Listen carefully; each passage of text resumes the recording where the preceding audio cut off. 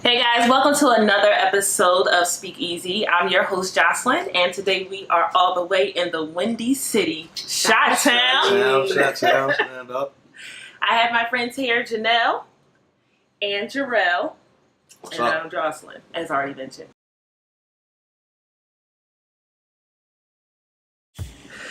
Lily, I just finished the entire season. Oh my God, I almost cried. That was amazing. Yeah, no problem. Call me back. We'll discuss it. Oh my God. Yes, we'll go into details. Okay. All right. Talk to you later. God. Janelle. Girl, I just finished that season. That was crazy. Oh my God. What'd you think? Girl, when he said that, I was done. Yeah, we're gonna talk later about it. I'm gonna call you back. I act different around a different race. I'm sorry, I do. It's not even always. That is sad. It's not even. I wanna cry. It's not even always intentional either. But why do we do it? Because I know personally, I have like many facets to my personality. So I feel like whoever I'm with, not even specifically with race, but whoever I'm with, they pull out a different part of my personality. Mm-hmm. When I'm with my Caucasian friends or coworkers, it becomes like, Valley Girl Jeanette, hey, you know, like, yeah, like, that's so crazy. Like, you know, or I'm more upbeat. I think I kind of feed off of their energy. And then, but one thing I will say, like, I do talk a lot about, like, the differences in race with a lot of my white coworkers. We talk about it at work, like, no, we say stuff like this, or this is how, when you wonder why we react a certain way, when you say this is why. It's an explanation, but I will say I present it in a different way than I would present it to someone Black or Hispanic or any other race, Asian, whatever. What about you?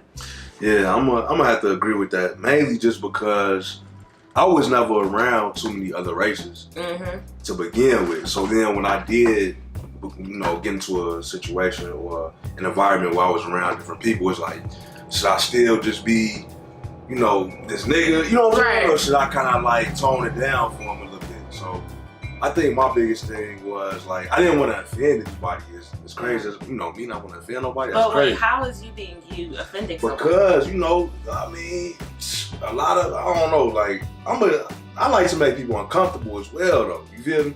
So, yeah, you kind of want to push the envelope. It's like, I don't want to push the envelope around these white people and they, you know, judging me as, it's just another nigga. You know what I'm saying? So I think it comes off aggressive. Yeah, but they already scared of us anyway. Well, I ain't gonna say that. That's what we were taught. I feel like that's what we were taught. I know. I think they are actually scared. I mean, it's sad to say, but I do think they look at us in a way where they are fearful and they have this perception of us that we are aggressive, we are scary. If we get mad or we get loud or we really are us, they tend to get very like, I don't know, like I can't put a pin, like I can't pin, like, I don't know, I just can't. It's more of a feeling than like someone telling us that we had to do it. Like it's just a vibe. For sure. I was never told to act different around different races. I think mainly it was just because I was never around.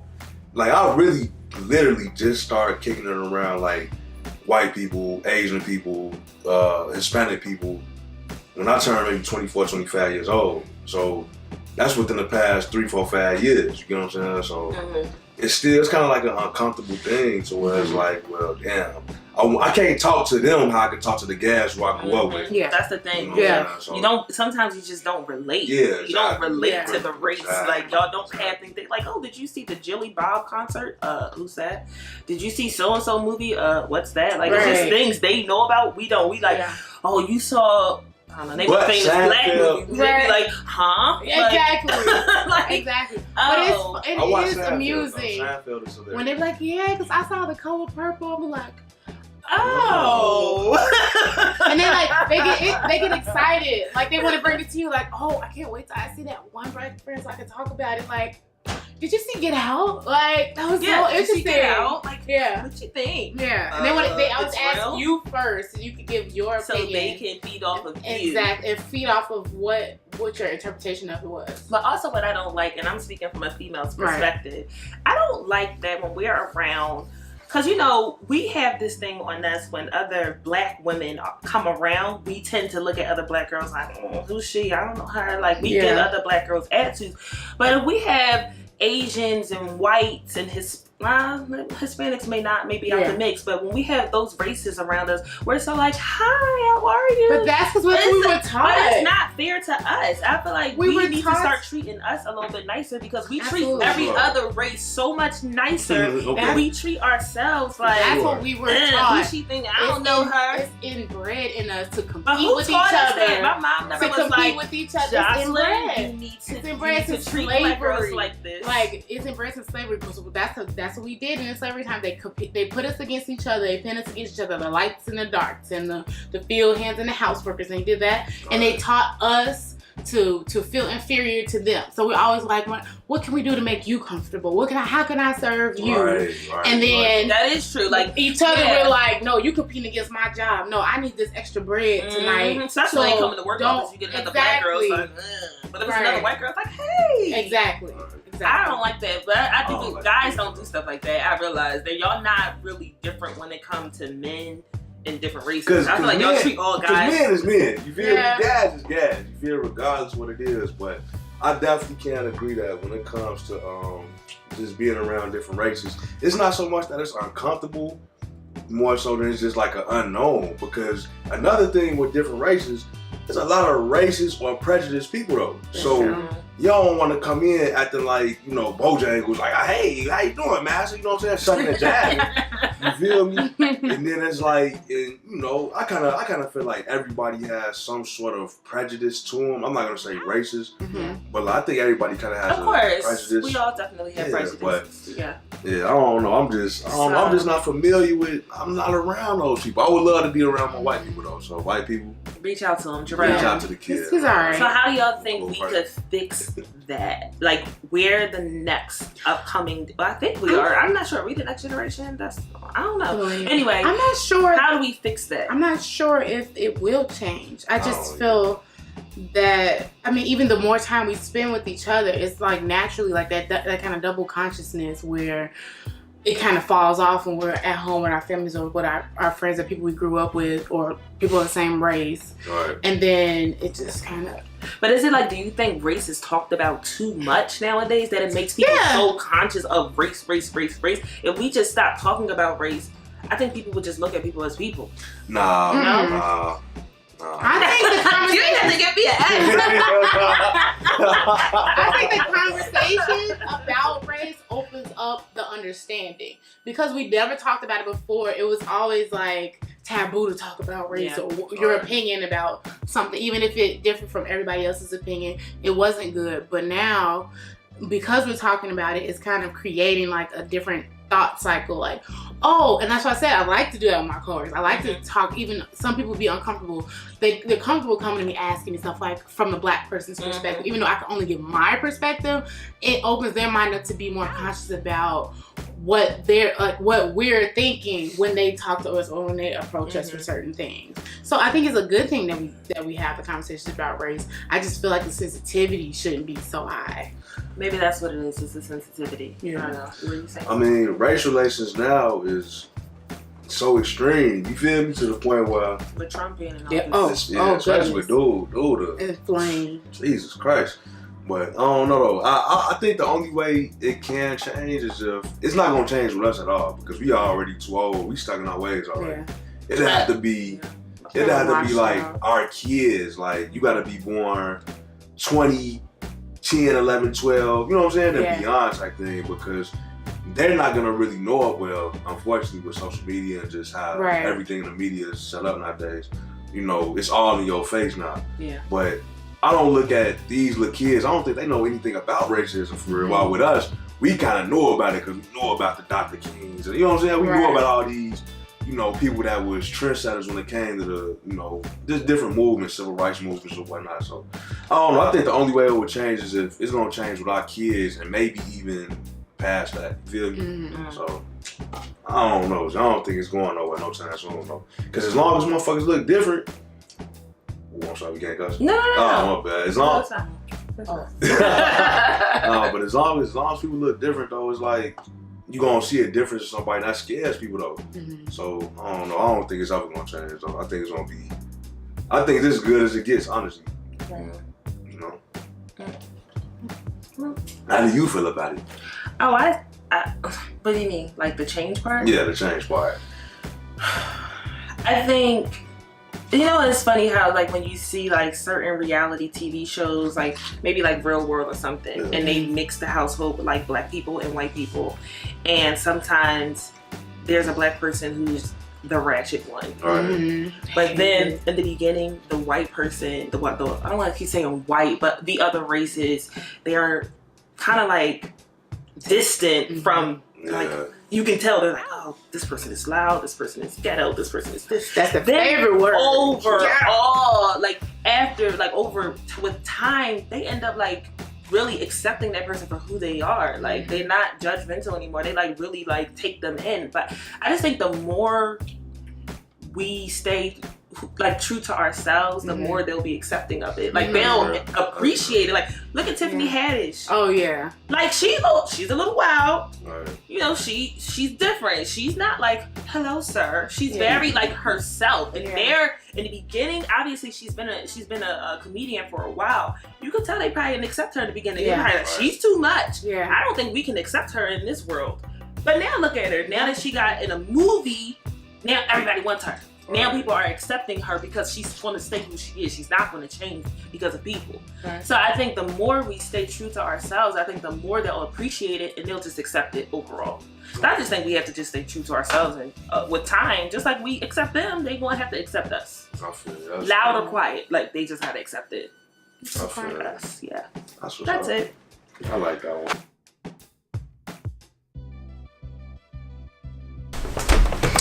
Hey, how you doing? Yeah, can I get a menu? Oh, thank you. Let me see. Let me get the stewed chicken. You don't got that? All right, I'll do some oxtails. You ain't got that either? Yo, what you got? Black businesses. How y'all feel about that? Black businesses? I'm with it, man. I'm with all that. I mean, yes. What am I doing? Yes.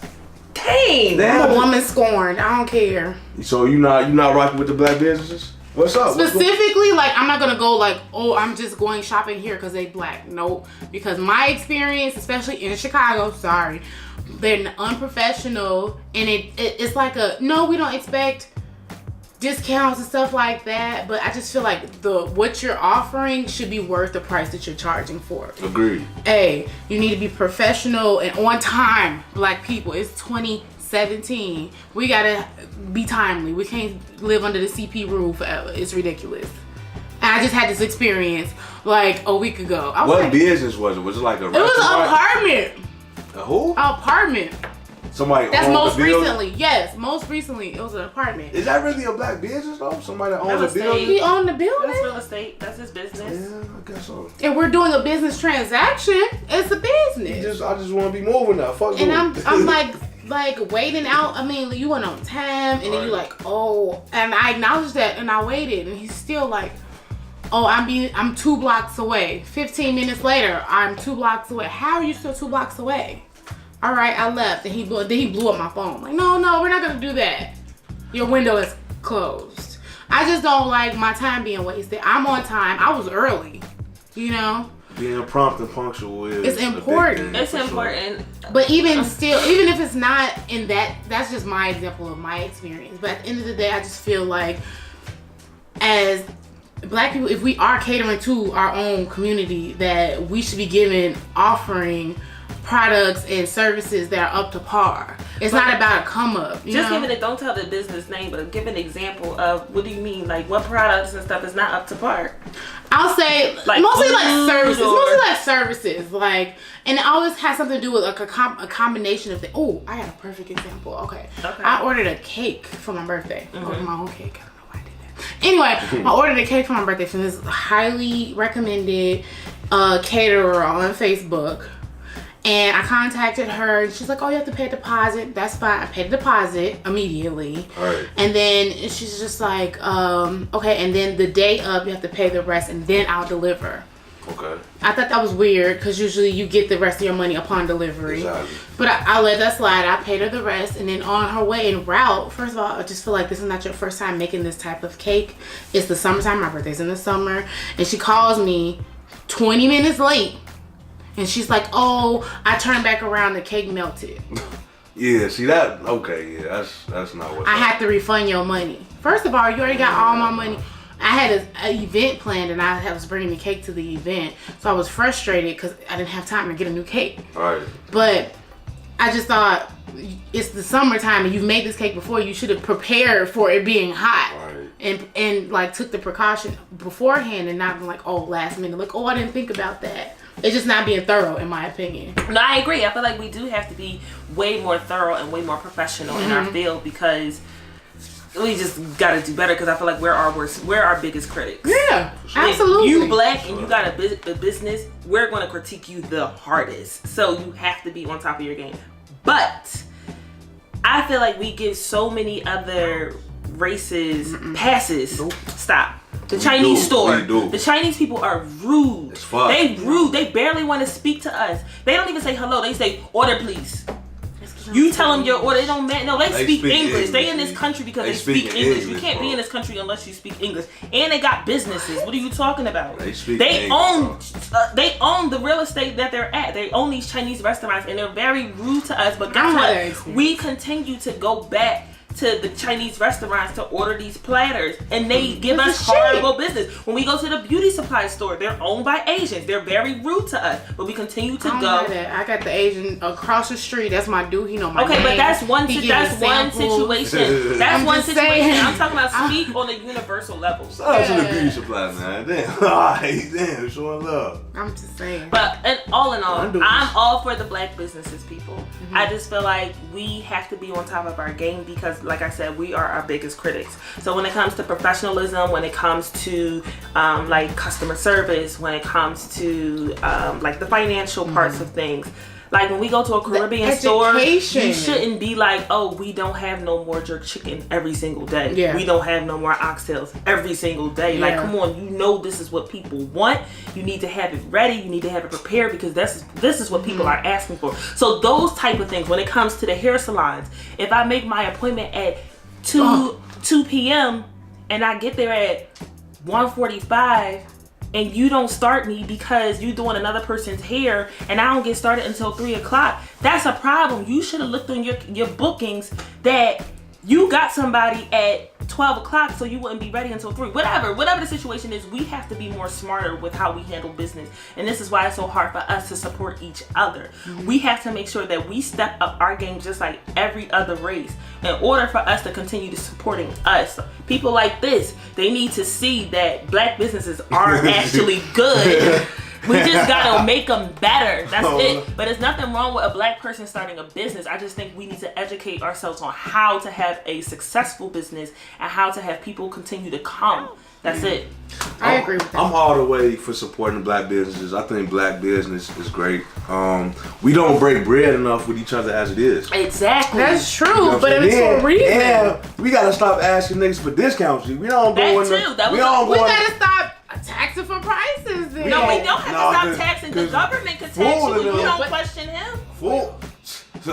Okay, why do you is taxing If I know you taxing me, I'm not going. I don't care what race you are. They tax No, I don't mean tax. Getting taxed. I don't mean literal tax. I mean hood tax. Like if you have the cost of purchasing an item or whatever, then you have the cost of putting on the shelves and paying the, you know what I'm saying? And they'll still add 50% on the price. We be like, what? You overcharging the shit out of me. This is one thing. I think that the problem, I think that's our biggest problem though, because Asians support the Asians. Thank you. Everybody supports their I have never seen an Asian person in a Chinese food restaurant. I'm just saying. You a lie. They always black or girl. They're not Asian. Is there not a Chinatown in every single city? I'm talking about Chinatown. No, but that's them supporting the restaurants each other in the hood. But you were talking that's about us serving. They don't eat that stuff. They know we eat fried chicken, General Tso's chicken, pork short ribs. They know they not eating that stuff because they don't want to die. They know that stuff kills you, so they're not going to put that in their system. They're feeding it to us because it's cheap and we'll pay for it. And it's fried. Close to my eyeball. Sorry. I think that we don't support each other enough with black businesses though. We don't. Number one, we gotta stop asking for discounts. Number East two, Coast aggression. because we'll go to Food for Less or Aldi's or Whole Foods or Mariano's. Aldi's.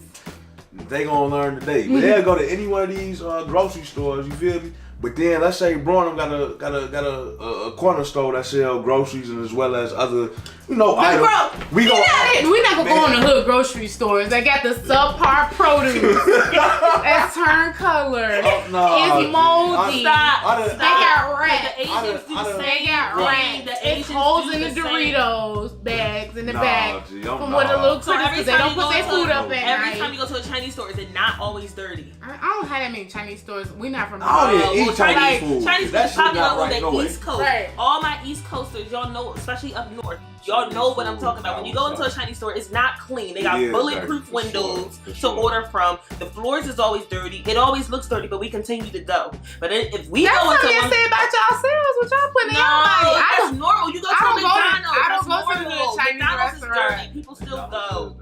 I don't eat McDonald's. Dirty is bad, and we still go. That's what I'm saying. I go to Chipotle. That's dirty too. No. They just had E. coli 2 months organic. I ain't never got sick from Chipotle ever. Yet. I like Qdoba's more than Chipotle though. Get away from me. Qdoba fast. Anyway, back to the topic. Yes, y'all about to go to these are my franchises and tacos. But don't get that queso from Chipotle. It's nasty. It's new, right? It's like it's gross. It's grainy. Anyway, I always pay for the extra guac. But anyway, I think we just need real shit though. I think as far as black businesses go, if there were more black-owned beauty supplies, black-owned, all we really got is barbershops and not nail salons, beauty hair salons, right? So if we had more grocery stores, if we had more laundromats, that's another good example. Cleaners. You feel nail salon. We would. Right? I went to this black. I won't say her name because she's really popular, and I actually like her as a designer. But I will say, as a nail art design, say her name so she can get better. I'm not. So she can hear nail art designs off the chain in Chicago. Nail art designs are amazing. The designs are amazing, but the quality of the nail, like the acrylic in the last, my nail shouldn't be like breaking or popping off or whatever before a 2-week fill-in. Not if you go past the fill-in and it breaks, that's kind of your fault. But I shouldn't be able to less than 2 weeks and my nails are breaking or popping off or whatnot like that. But I shouldn't have to go over here, pay the Asians or non-black people to do my nails to the quality that I like, and then come over here and pay you, black person who's taxing me, and just to do the design. So you're saying we need more black nail techs, right? No, it's just about the education, though. I think overall with the black businesses, it's about education. We need to find a way to balance the supply and demand so we can put a good business out in a quality that we can appreciate at a price that we can afford. Yeah. That's the problem. I'm just saying, that's the problem. So you don't think that other... But see, most people, when they get their products, where are they getting it from? Wherever it's convenient in their neighborhood. China. That's my neighborhood. They're getting it from yes, they're getting it all from China. Chinese have connections. Asians have connections. I feel like you got a vendetta against Asians. You've been talking about Asians this whole time. They the ones that own most of the They own businesses. America. They the ones that own most. They own America, basically. They own most of our businesses. That's all I'm saying. The Indians, well, Indians are Asian, but they own most of our businesses in this country. So I'm using them as the example because if you go into a restaurant, if you go into a nail salon, if you go into whatever, they own most of that stuff. So I'm using them as the prime example. No offense to Asians, but what I'm saying is they're getting most of their products from their country. Where are we getting our stuff from? Our neighborhoods. No, we're getting it from. We're buying it from them, and they're going to up it for us. Because that's their competition. But no, the reason that we purchase these things is because A, they're in our neighborhood, they're close to get to A, and B, they're at a price that we can afford. So no matter if it's good for us or not, if you broke and you got $5, I'm sorry I can't go get organic food that's good for me from Black Brother Rashid down the street. I gotta get it from the Asian people who charging me $5. I can feed all my kids with all this goddamn rice. Man, we just don't have the resources. That's what I'm thinking. It's about the resources. We have to charge a certain price. Yeah, we don't have the resources. But we have to educate ourselves and to find out a way to balance the two, though. Because if it's at a price or in a neighborhood where we can't afford it, no, your business is not going to prosper because the people in the area that you're serving can't afford your product. So, alright, so let's say we go to Chinatown and start opening up Harold's. That's not what happened. 5 Harold's. First of all, white people love Harold's. Disclaimer. Chicago people, white people love Harold's. I don't know that. We just said he's saying like, oh, if you go to Chinatown and open up a Harold's, that is not going to do well, but it will because the white people go there. The white people are the ones who go to Chinatown. I don't never see black people in Chinatown. We need more black-owned businesses, man. For real. I agree. So let's go around. Especially because most motherfuckers hate their 9 to 5 anyway. So why not work for yourself? To that. And that's why people are scared. But that's why people are scared to become entrepreneurs because they see so many black businesses failing.